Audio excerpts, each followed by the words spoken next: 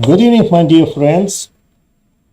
We continue our lecture course in human anatomy, and today we are going to talk about limb joints.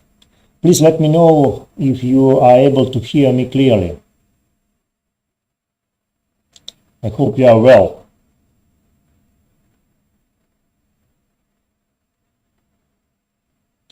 I see only 6% today. I'd like to ask you, put your name and group number in chat box. Okay.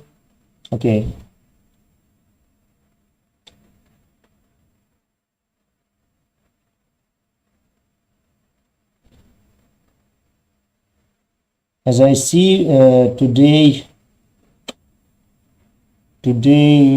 are present seven students. It is interesting where another students. Okay. Well, let's get started. And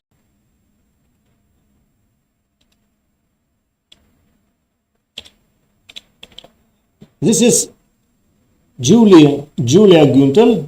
Maybe you remember this Russian gymnast, and she shows the unbelievable flexible in all limb joints. As you remember, the joints allow us to move because they get possibility to connect whole bones together, and they do possible such unbelievable movements. As I said, we are going to talk firstly about upper limb joints, and the second part of our lecture we will discuss lower limb joint. As you see, all types of bone joints are present on the upper and lower extremities. And we can find here syndesmosis, synchondrosis, and various joints. Here is the classification of upper limb joints, and you see that we distinguish the upper limb girdle joints. This is the joints between scapula and clavicular, and their joints with the clavicular and bones of the trunks, sternum or sternum.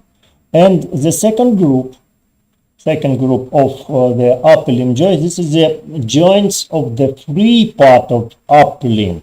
This is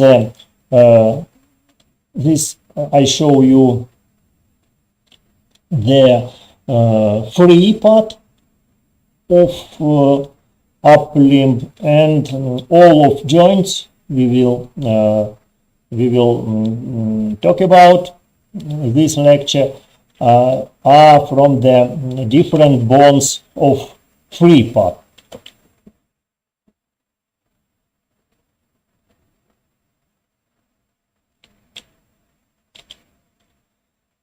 This is the girdle we talked on the previous slide, previous picture. This is the joints of pectoral girdle, and this is the pectoral girdle in red color, but inside you see the pelvic girdle, and it is visible that pectoral girdle and pelvic girdle are homologous. It means that homologous organs means they are similar in origin.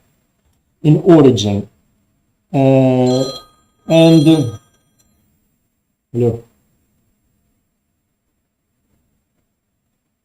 Сейчас позвоню, да, напомню, у меня лекция сейчас, хорошо? Перезвоню, спасибо.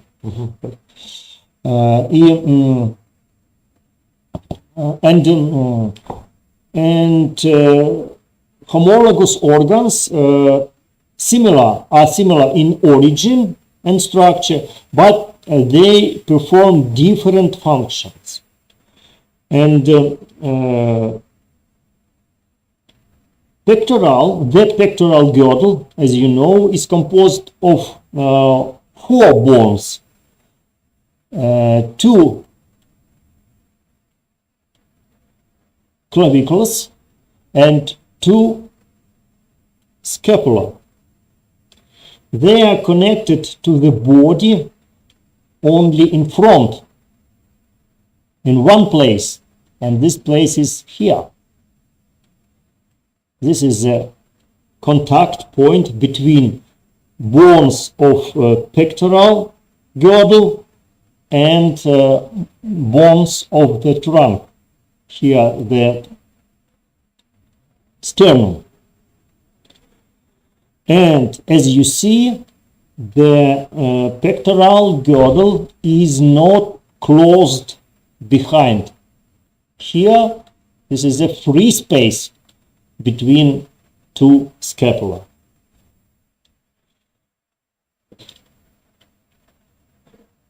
In comparison with the pectoral girdle, the pelvic girdle consists of 2 hip bones. They are in blue. This is 2. 1 and the second. We call these bones hip bones. Those bones are attached behind to the sacrum, and in front they are connected to each other here.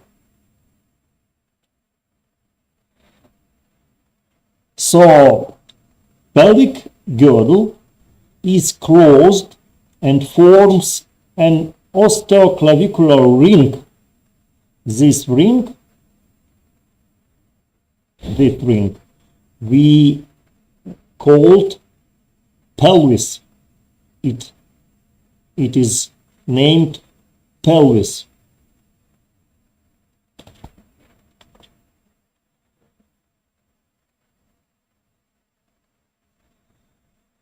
Here you see joints of pectoral girdle. First is the Acromioclavicular joints, that is here. Second, Анна Ольговна, звонил Спасибо, что перезвонили. Читаю лекцию сейчас вашему как раз первому курсу. Перезвоню. Я по поводу хотел узнать по поводу сдачи экзаменов и промежуточной аттестации по не англоговорящим студентам. 259-й. Это вы же или это сейчас не ваша епархия? Там непонятно, там пару студентов, которые зависли, не приехали, и непонятно, что с ними делать, как с ними заниматься, как принимать зачеты, итоговые занятия, и как принимать экзамен. Да, что-то такое. Угу.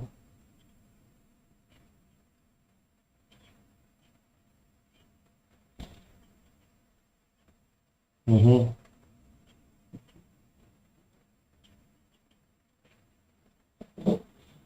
Ну, мы же не можем ради них перестраивать всю систему, правильно? Или мы будем их ждать и принимать их дистанционно. Но вот я думаю, что мы тогда должны сказать им нет, пусть они восстанавливаются, потом переходят берут академический отпуск или переучиваются.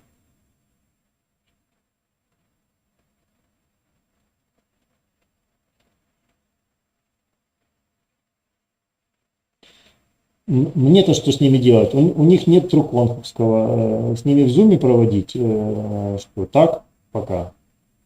А экзамен как мы? Мы на них будем экзамен отдельно организовывать дистанционно?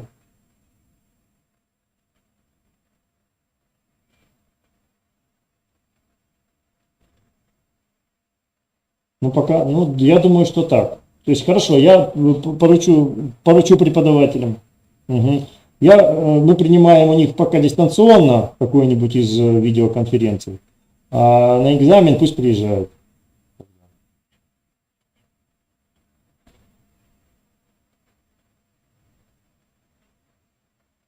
Угу.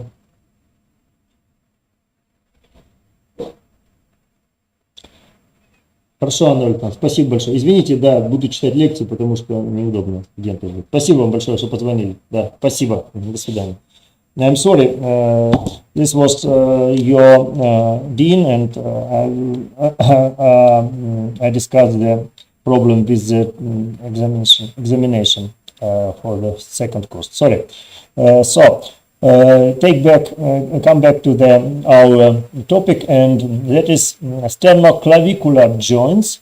It is between clavicular and sternum here. That is the second group, second object of the pectoral girdle, and the third group, type of pectoral girdle joints is scapular-thorax connection. That is not joints because there is no articular surfaces. This is here we don't see the articulavicular cartinoginal, and we call this joints between muscles. In Latin, this term is synsarcosis, because that is a connection between muscles and muscles. So this is the three items, three objects, three kind of joints of pectoral girdle.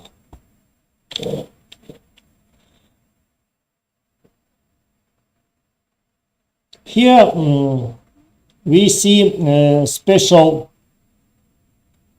feature of human joints of pectoral girdle. That is, if in comparison with the animals, for example, this is a dog joints and human joints in the pectoral, between pectoral bones. There are four differences. First, the joints of pectoral girdle form a half ring that is opened back in human. The sternoclavicular joints I mean these joints. You see there are no sternoclavicular joints in dog, and cat and cow and other mammals, but people have, the human have these sternoclavicular joints, and it is very mobile because it helps to move arm freely for walk. This is the second feature. The third feature is that scapula is located on the dorsal surface and oriented vertically. This is the scapula, human scapula here, and you see the axis is located vertically, but in dogs it is horizontal. And the last feature is the clavicular serves to move the shoulder joints to the side. It is very important feature because it helps to the shoulder joints is laterally, not it is not close to the body like in dogs, but it is free, and this distance between trunks and shoulder joints is longer. So it helps to move arms freely for walk. The joints of pectoral girdle. First is acromioclavicular joints, here between clavicular and acromion. Each clavicle forms one joint with the scapula, named acromioclavicular joint. It has triangular intra-articular disc inside. Here, if we open the joint, we could find the articular disc. This joint is plain and the movements are insignificant. So it is very short volume. This is a very small volume, small movements in these joints, and the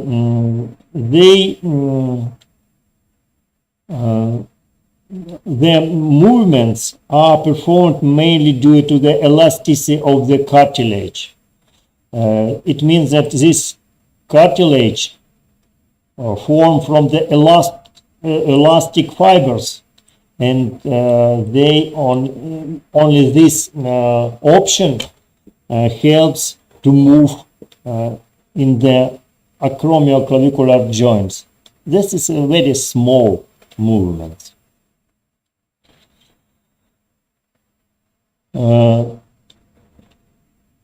Acromioclavicular joints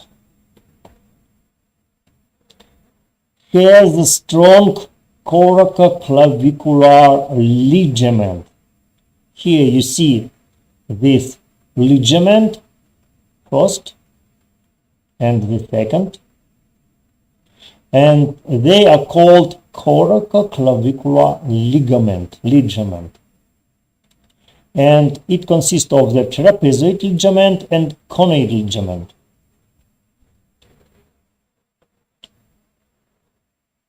And this ligament stop moving, and they stop mobility of the acromioclavicular joint.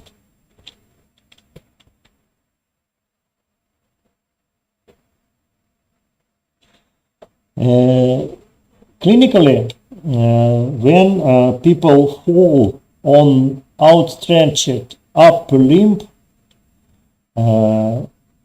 it or it often causes dislocation on the acromioclavicular joints and injury Coraco clavicular ligament here is visible. This is an injuring of the acromioclavicular joint, and also it is the degree of the this injury is A, B, and C. C is the difficult injuring because there are dislocation in the acromioclavicular joint here. This is dislocation, and this is a tearing in two coraco acromial ligament.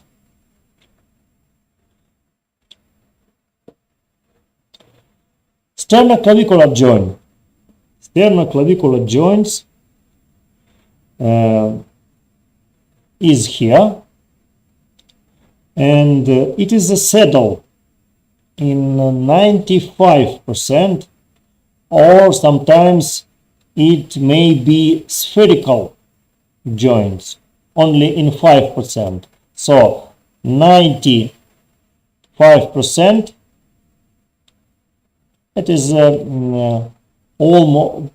almost the greater part of all joints are saddle joints. Saddle. It has a shape as a saddle, and it has two axes. This is a biaxial joints, and there is a disc inside. You see this disc we call articular disc inside. That's why we could name this joint as a complex joint.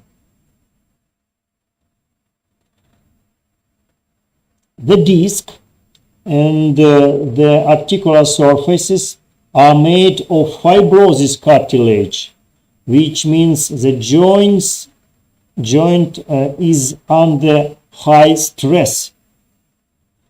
And that's really true, because these joints work as a joint under high stress, because we use it for a lot of movements of the shoulder joints. In athletes and hard-working individuals, the disc is often thinned, and this articular disc. Usually in athletes, it became thin like this, like thin plate. And in athletes, the joints very often became spherical. The sternoclavicular joints has a powerful ligament apparatus, so there are no dislocations, and more often we see a fracture of clavicular. I mean this apparatus, this ligament here, and they are fixed clavicular here, and usually we see not dislocation in this joint, but we see fracture here, clavicular fracture.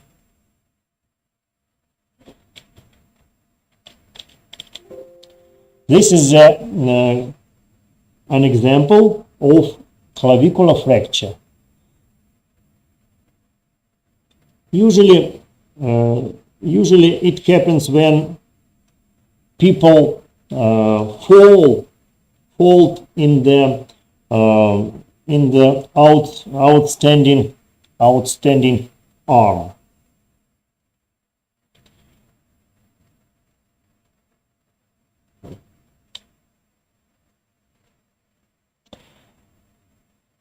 joints of the scapula to the thorax is an intermuscular junction. In other words, we call it synsarcosis. And this type of junction has got great freedom of movement. And that is true. We move with our upper arm very freely because of this junction. You see, this is a section, horizontal section of the thorax in the level of the shoulder joints. And you see, this is the scapula with the muscles, and between muscles of the scapular muscles we find fissure here, and that is the intermuscular junction. Intermuscular junction.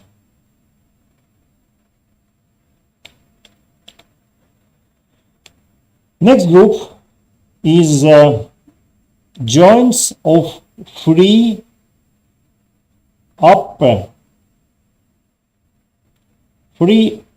limb, and first is glenohumeral or shoulder joint. This one, you see, this joint is large, and there are also large difference in articular surfaces. I mean these surfaces between caput humera and only small articular surfaces on the scapula. So the difference between scapula and caput humeri is in rate 1 to 6. So the shoulder articular surface is 6 times more than the surface of the scapula. This joint has a thin elastic capsula, and it is reinforced with just one ligament, and this ligament are on the upper surfaces here, and we call this ligament glenohumeral, ligament glenohumeral in Latin. As you see, the shoulder joints has 3 protrusions of the synovial membrane. First is synovial vagina for a long head of the biceps here, and this is the tendon of musculus biceps brachii. And the second protrusions is tendinous bursa of the subscapular muscles here. It is under the tendon of subscapular muscles. And also this protrusion we call axillary pocket, because it goes down to the axillary cavity. Another feature that the shoulder joint has also small articular labrum on the margin of the articular surfaces on the scapula.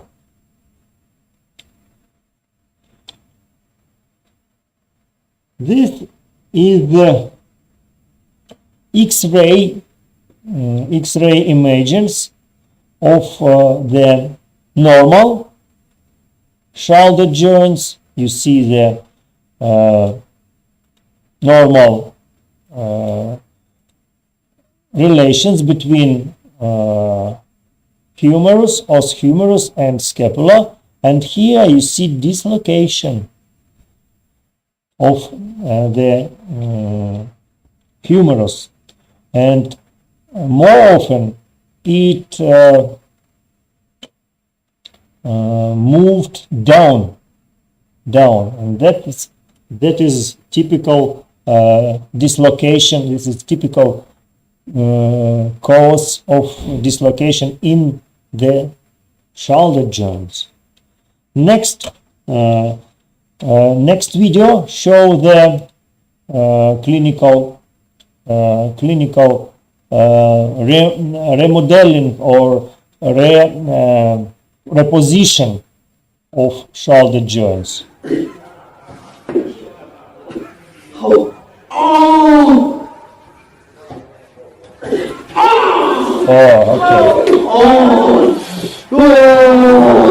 Well, I hope you are not afraid with this, but that is typical when surgeon proceed the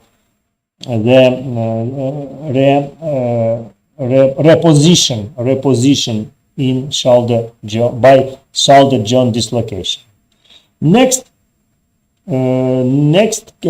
joints of free upper limb is elbow joints. In Latin, it called articulatio cubiti. And it is a complex joints because it is consisted of three joints: humeroradial here or here, humerulnar joints, it is here or here, and the third is proximal radio-ulnar joints here or here. The resulting movements are flexion, extension in around frontal axis, and rotation, pronation and supination. It is around vertical axis. Here is pronation and this is supination.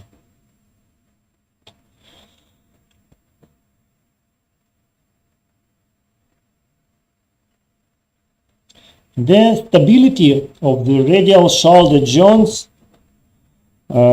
is maintained by the radial ligament here. This is ligament we call annular ligament or ligamentum annulare radii in Latin. This ligament is attached to the edges of the articular notch of the ulna, which forms the proximal radioulnar joint with the annular plane of the radial head. This ligament is not as strong in children as in adults, so injury is possible when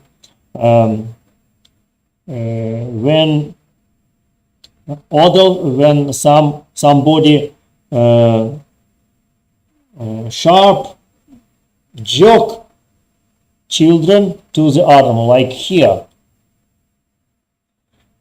And in this case, the circular ligament or annular ligament is pinched between the humerus and radius, like here, and it's contract and pressed between the humerus and rectus. Don't do this with your children. Never do this. Next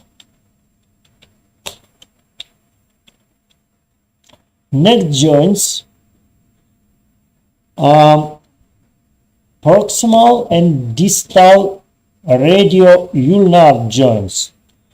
Actually, proximal radio-ulnar joints is a part of the cuvity joints, but this distal radio-ulnar joint here and here, that is an isolated joint, and they move together.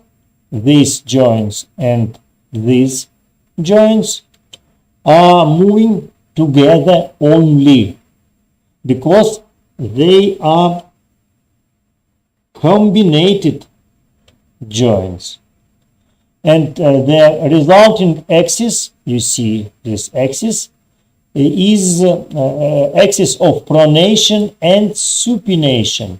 Pronation is when we turn the manus, turn the hand clockwise, and supination, here is pronation, here pronation is the pronation, and here is supination, when we return hand with the palm in the front. Palm surface is in the front. An interesting situation, interesting cause, the cause of amputation, when the people lose their hands during a war or during some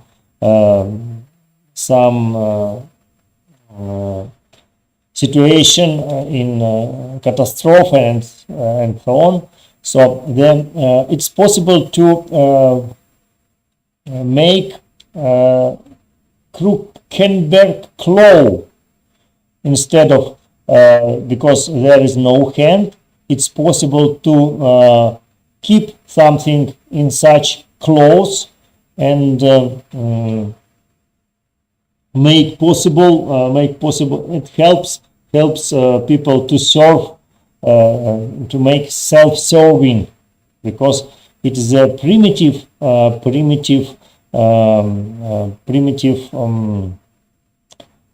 option for such people. The joints of the wrist joints. We see first quite large joints we call radiocarpal joints. Here, this is the fissure of the joints, and that is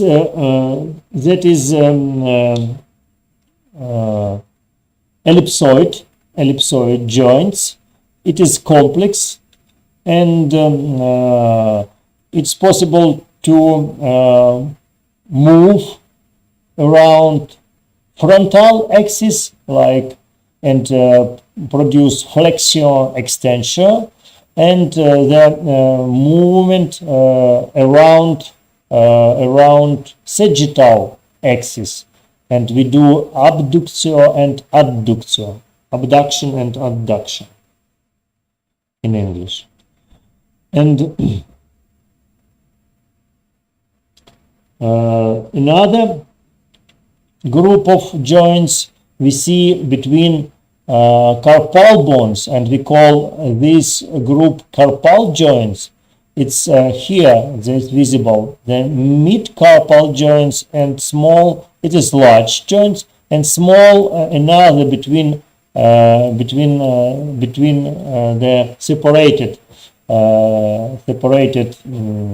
bones, carpal bones, and you also see this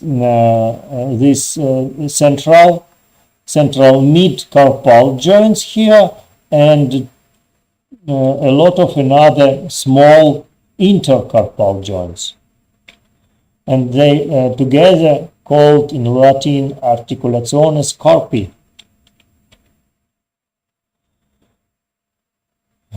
Between two bones, between pisiform bone and between tuberculum of trapezium, it is also the bone of carpal bone. This is the flexor retinaculum here, which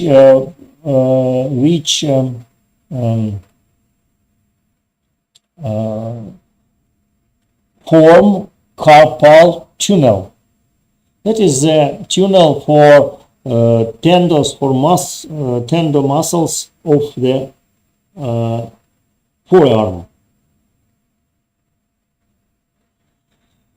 And the carpometacarpal joints between carpal bones and between metacarpal bones, they are plane in form, but only the first carpometacarpal joint between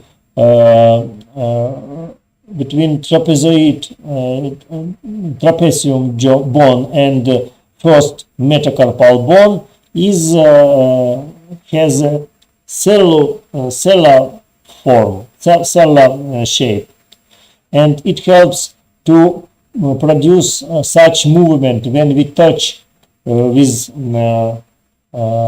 first and another finger in our hand. It helps people to keep a subject in the hand, like this is a human hand, and here you see the monkey hand. So monkey couldn't, they can't do oppositio and reposition.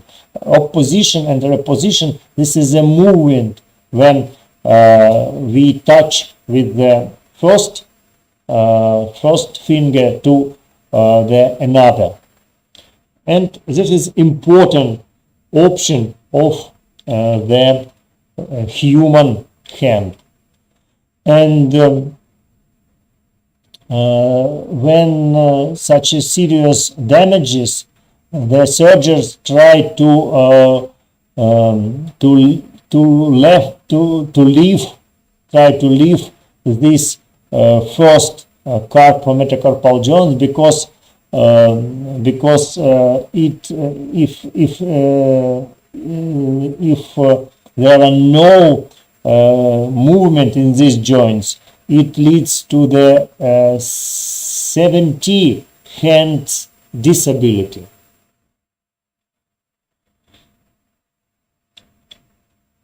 And this picture shows functional position of the hand during immobilization.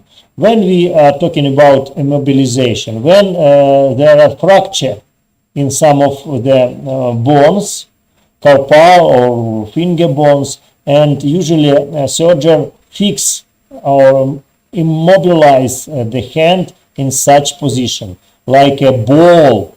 We take a ball in the hand, and then we use a plaster to immobilize these joints.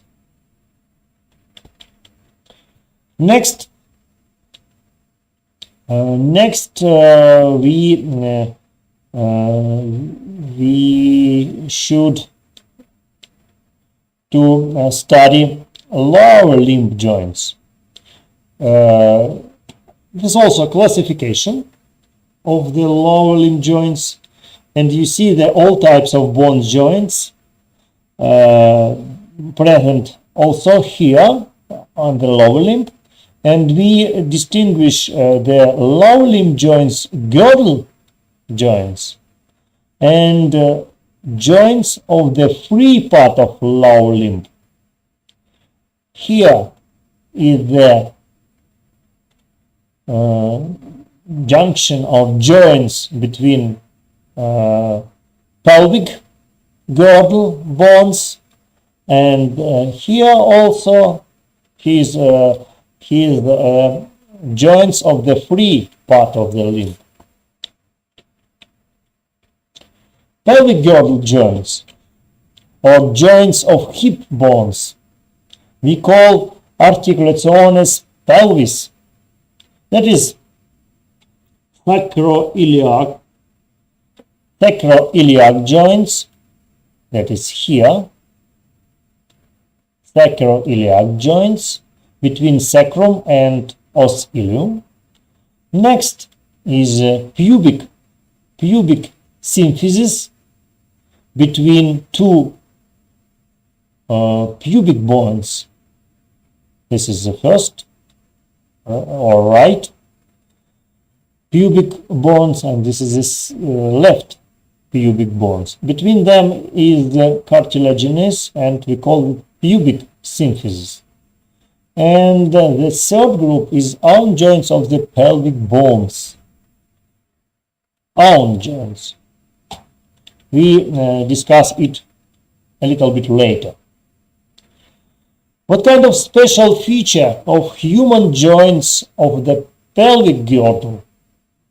First, they form solid, immovable, and strong bone ring. And that is a supporting function, because this bone ring or pelvic ring girdle help us moving in the bipedal position. The pelvic girdle joints are well strengthened by ligament. There are a lot of ligaments in the pelvic girdle joints. They also, the pelvic ring protects the pelvic organ. Inside of the pelvic, we see the uterus, rectum, and another organs, and they are protected by this bone ring. And also, it is interesting that the pelvis has pronounced sexual characteristics. It means it is visible. The difference between men and women in the pelvic girdle is very pronounced. Every anatomist can see and can say if this pelvic belong to the man or to the woman. Pelvic girdle joints, sacroiliac joints is the first, is between os sacrum and os ilium, or hip bones, and it has plane surfaces, so we call that is like a plane joint. We are talking about it about plane joint, but you see a lot of strong ligament here. So in these joints are absolutely zero movements because of such strong ligaments around it. We can't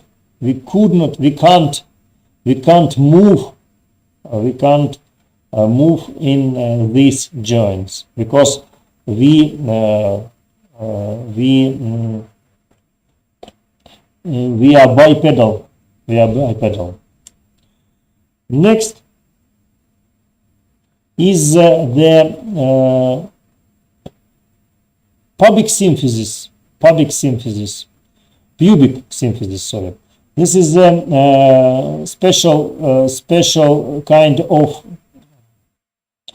joints by cartilaginous, and we see the fissure inside of this cartilage, and such kind of joints we call symphysis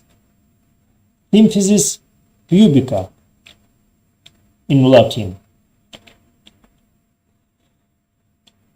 The own joints of the pelvic bones is ligaments.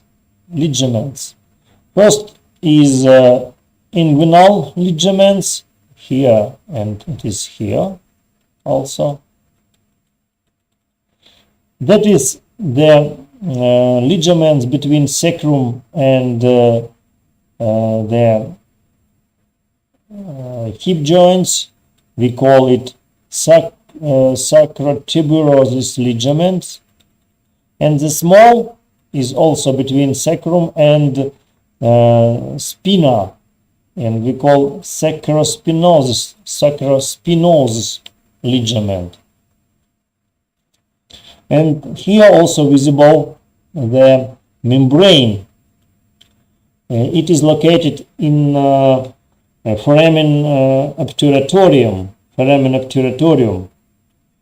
or obturatorium foramen, and it is closed, almost closed with this membrane. And here you see sexual characteristic of the pelvis, female here and male here. You see that the female pelvis has a lower height, so it is usually it's shorter than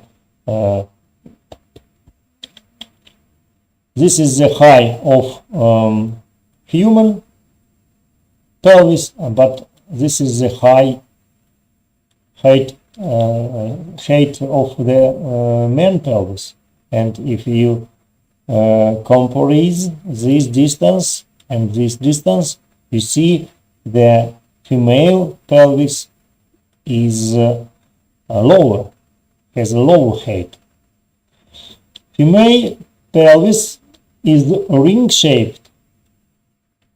This is the ring, or the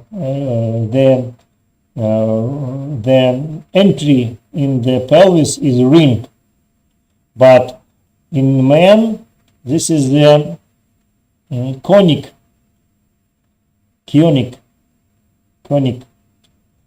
the difference. This is like head shape, like this one. Maybe you remember. This is a cards with such figure, such object. We present each other in Saint Valentine days. Okay, and the angle between the pubic bones in women is 85 grade, but for men is only 50-60 grade, so it's sharper, smaller. Okay, and next picture shows the important distance in human pelvis, especially that is very important for female pelvis, because female pelvis allows female to bring children. This is the track of birth for for baby. And we distinguish several distance. We call distance cristarum between os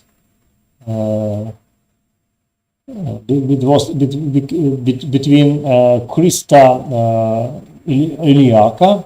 It is 28-29 centimeter. Diameter transverse. This is entry in transversal entry in the small or minor pelvis. Distance spinarum distance between this point on the hip bones. And we also distinguish conjugates, different conjugates. Here in sagittal section you see this one we call conjugata anatomica. This is real or conjugata vera. This is the smallest, this is shortest distance distance in the pelvis, and this we call conjugata diagonalis between the lower part of symphysis and promontorium. So it is interesting when when woman has distance conjugata vera, this distance less than 10.5 centimeters, it may be problem with the delivery, with the process of bringing baby. So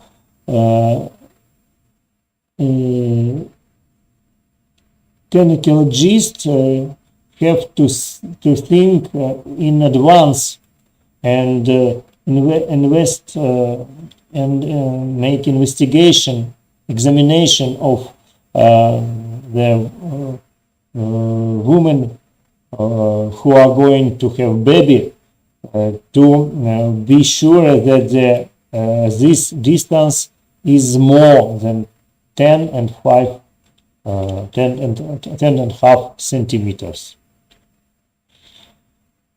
And the distance in the small pelvic allows the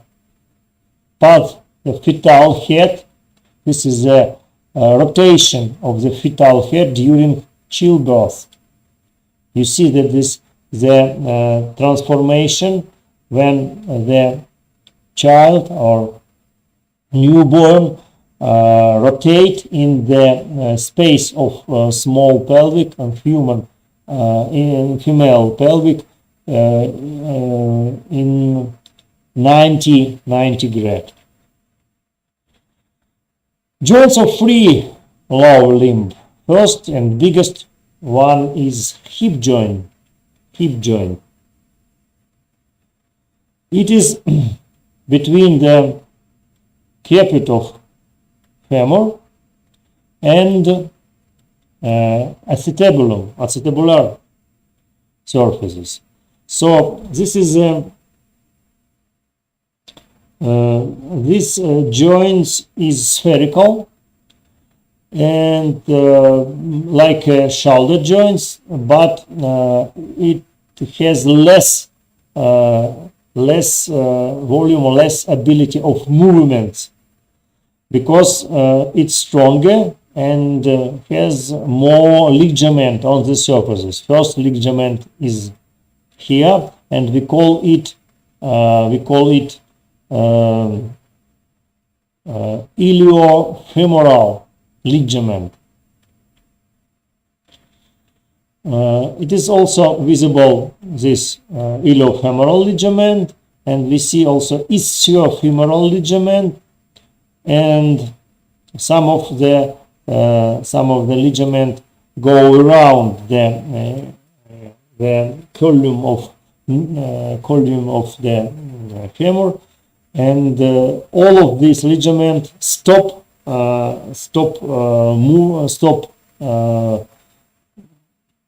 but not stop. They don't allow move freely. This is the X-ray image of hip joints, and you see normal location. The feature of normal location of femur head is the Shelton lines. This is the lines go from the neck of femur to the pubic bone. This is the line, Shelton line. This should be arcuate line. It is normal. The second feature is crescent shape. This is a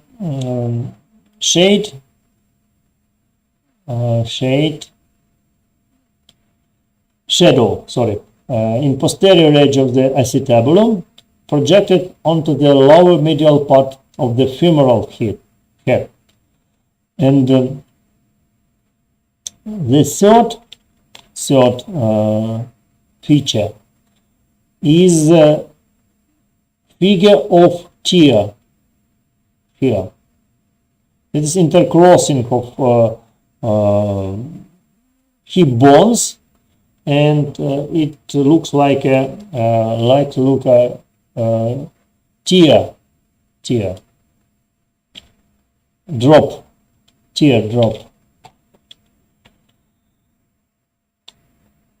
This X-ray imaging show the hip fracture. Very often it happens with the old people, and that is difficult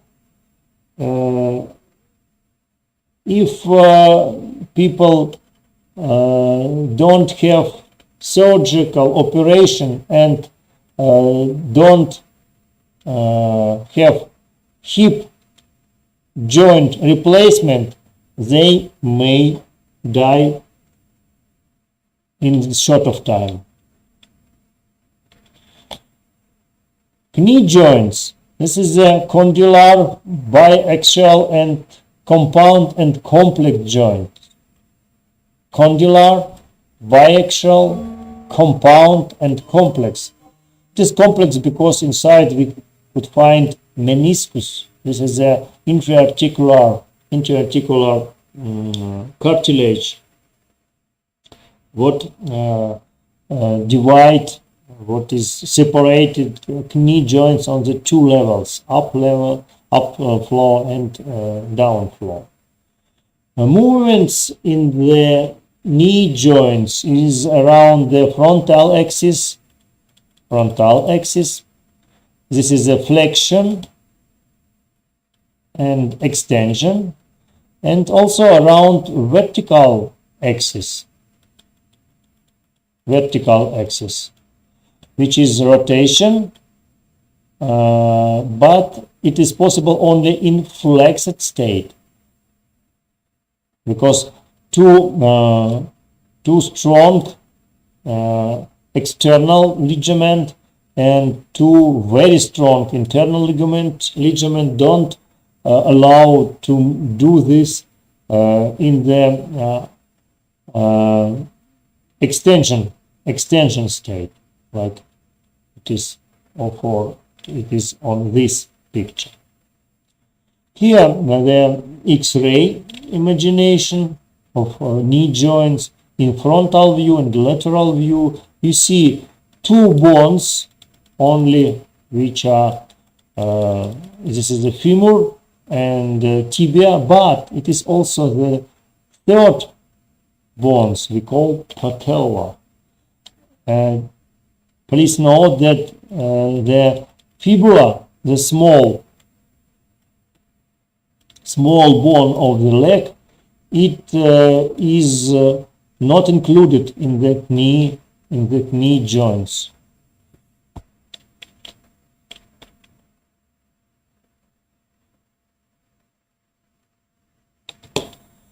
Next picture is synovial bursa. This is the different synovial structure there are a lot of synovial bursa on knee joints. That is anterior, posterior bursa. Some of them are located on the lateral surfaces. Some kind of bursa are inside of the knee joint. That is a really reach. The knee joints is reach of the synovial bursa. And here you see the symptom we call the drawer symptom, when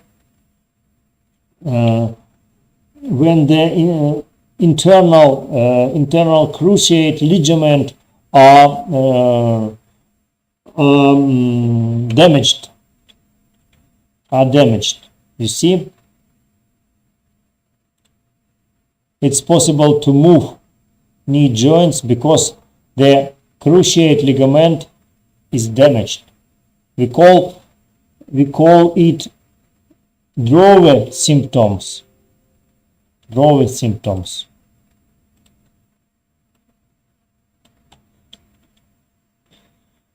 A lot of operation now, especially for the knee joint diseases, are the replacement of the articular surfaces, and that is artificial knee joints, but it helps people to move.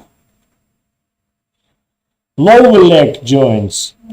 This is a true joint between fibula and tibula here. That is a real joint, but the distal joints between fibula and tibia is the syndesmosis. It is not joint, no moving here, because they are fixed and very strong.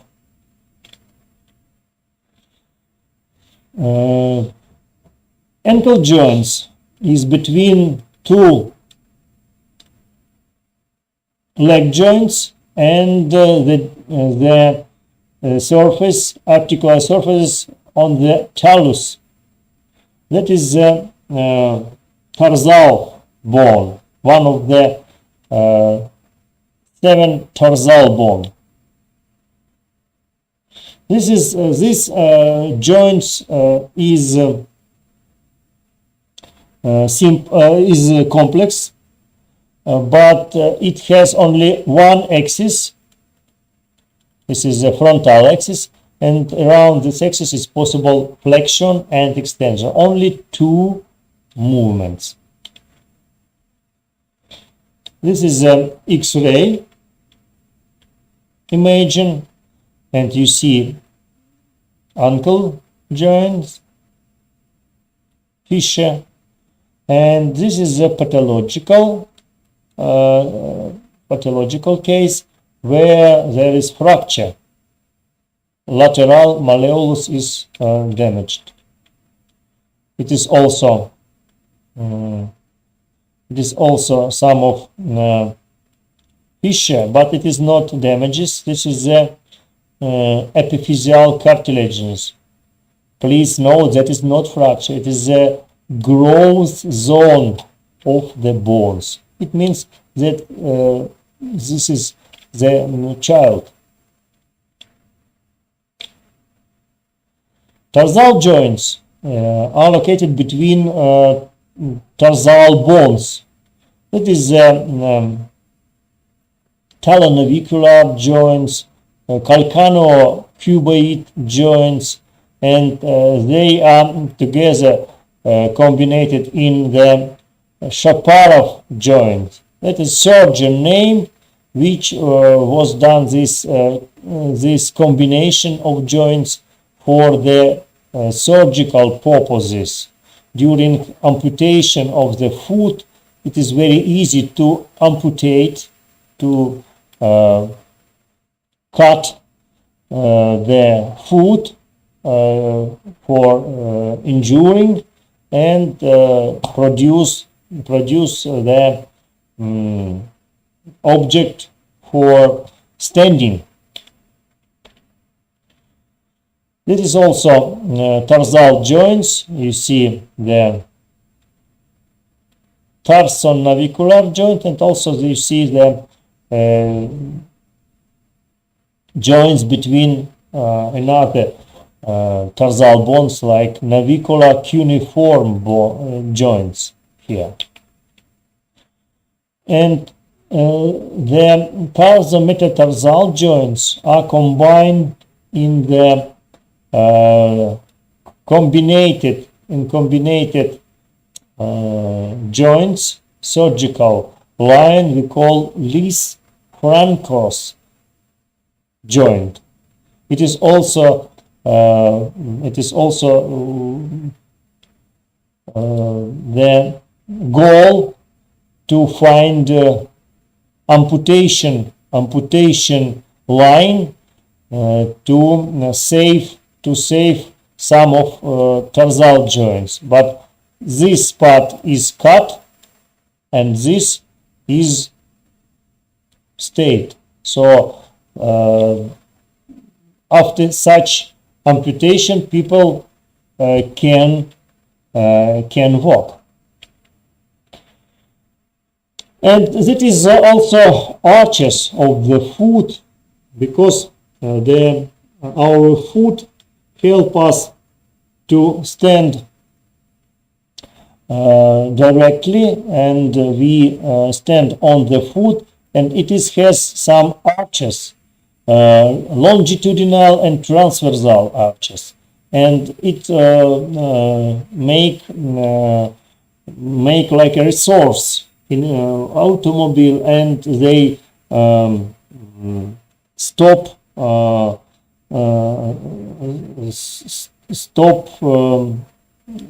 how to say,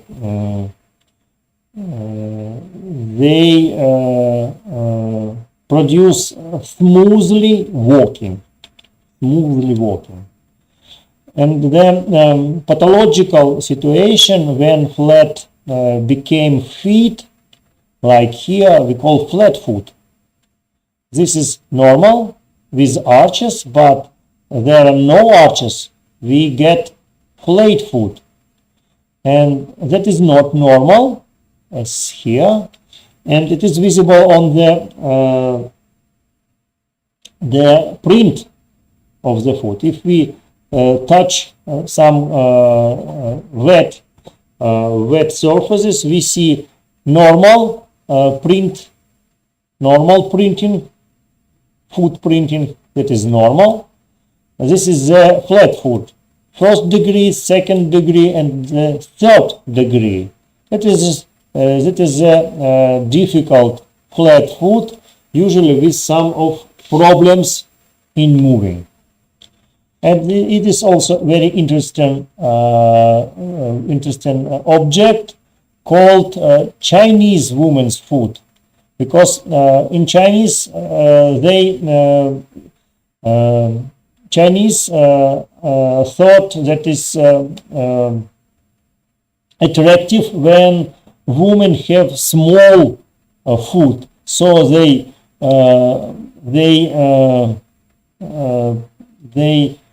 put bandage of the foot. They just make some of plaster, and you see the resulting deformation of the foot. Of course, it is not normal, but the beauty, the Chinese think it is beautiful.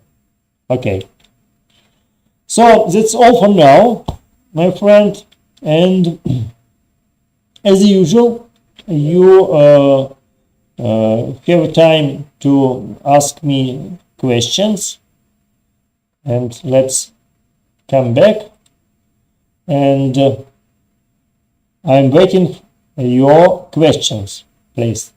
Don't forget that in Moodle, in our educational system, you could find the test for this lecture, only 5 questions.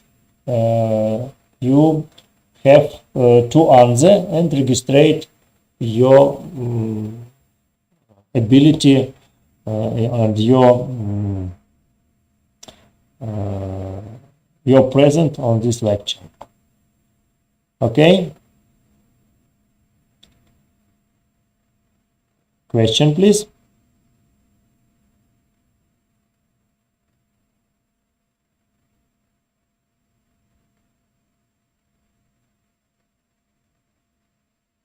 Well, so if no question, so let me wish you good time, and I hope to see you next week in our anatomical course. Okay. PDF. Why do we need PDF for our lecture?